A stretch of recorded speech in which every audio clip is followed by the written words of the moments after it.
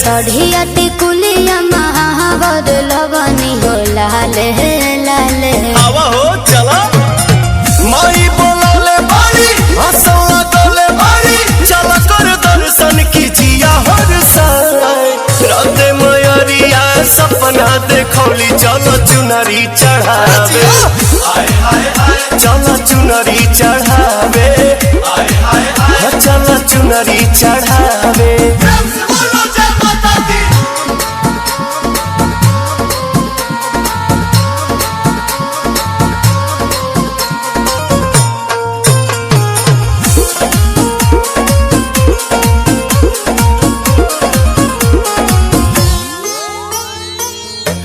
काला सारा खायल दियारी जगमग जाता और भक्ति के भाव में मनवा जय जय करता।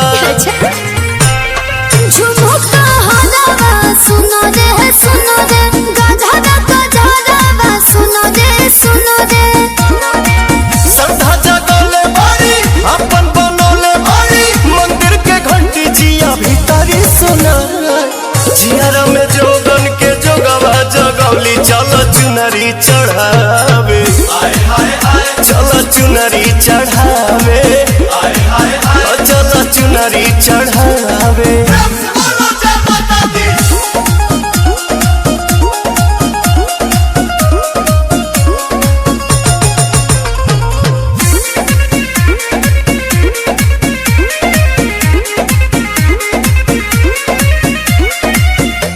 माई के चरण के धुरिया लीला रसजी पाँव के पायलिया मन के आंगन बजी।